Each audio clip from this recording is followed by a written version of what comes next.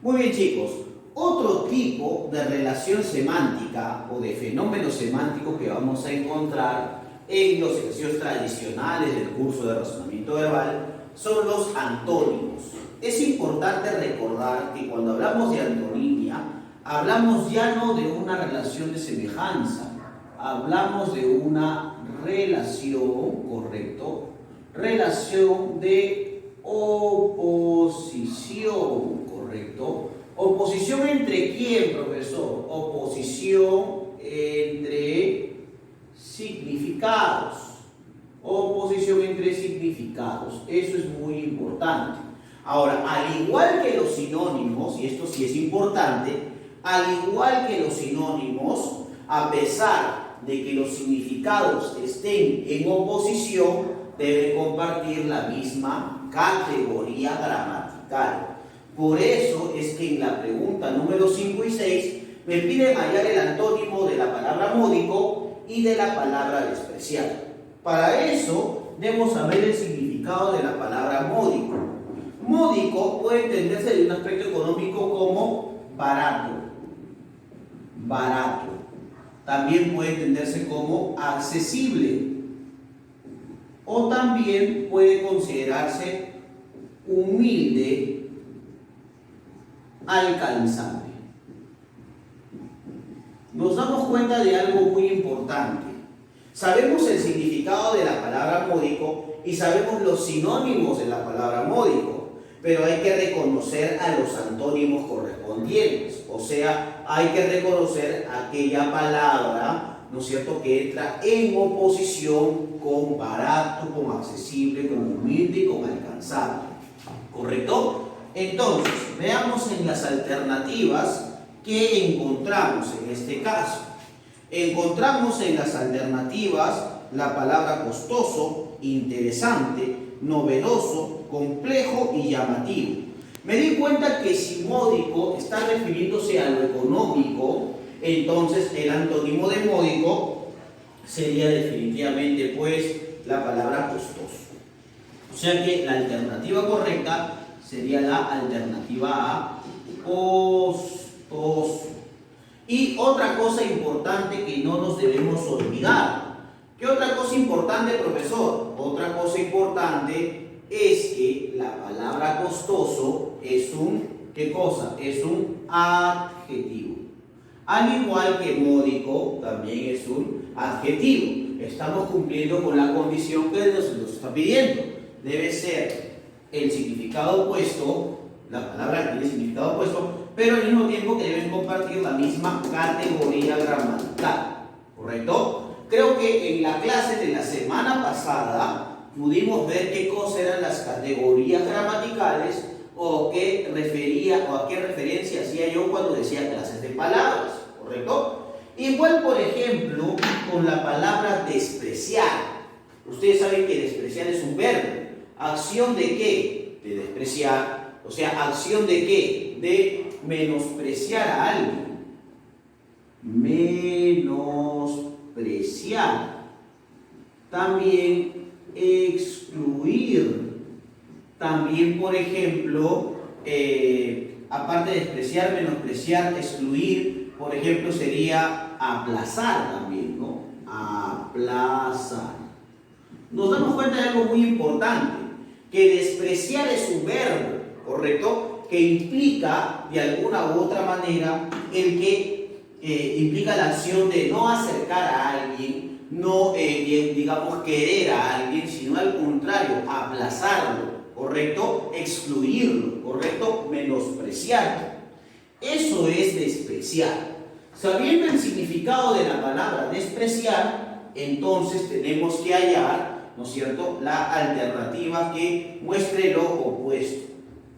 Acá tenemos alternativas como sincerar, verificar, aplaudir, acordar o estimar. Lógicamente que si despreciar es menospreciar y excluir, el antónimo correcto sería pues estimar, ¿cierto? Alternativa E sería estimar, ¿correcto? Ahí está. Esa es la respuesta correcta.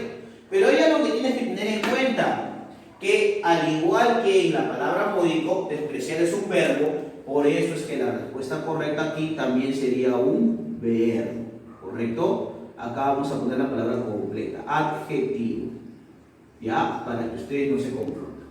Listo, hasta aquí me parece que estamos entendiendo, ¿no? Cuán importante es el significado de las palabras, pero no solamente el significado de las palabras, chicos. Cuán importante también es reconocer la categoría gramatical, ¿no? Para acertar de manera correcta en la respuesta que estamos dando.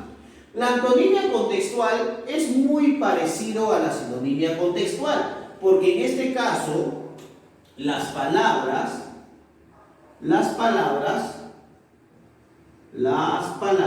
correcto, dependen de qué, profesor, dependen del significado, ¿de qué tipo? Del significado oracional, o sea que las palabras adquieren un significado de acuerdo a sentido oracional o de acuerdo al contexto, ¿correcto? Ahora, muy diferente de la sinonimia contextual es que en la antonimia vamos a buscar pues definitivamente la palabra que se oponga a ese término subrayado.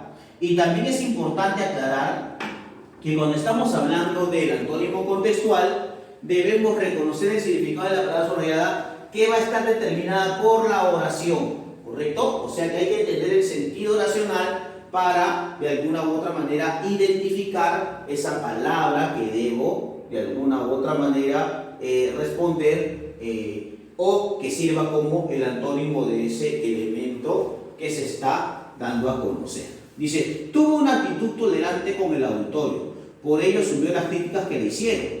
Ah, profesor, entonces si fue tolerante, ¿no es cierto? Que esa es la palabra que está subrayada. Si de alguna u otra manera fue tolerante, quiere decir que aceptó, ¿no es cierto? Quiere decir que aceptó esas críticas, sí, correcto, y las asumió, correcto. Si otra persona no hubiera sido tolerante, tal vez cuando empezaron las críticas hubiera salido del auditorio, hubiera abandonado el recinto, pero no, al contrario, fue tolerante.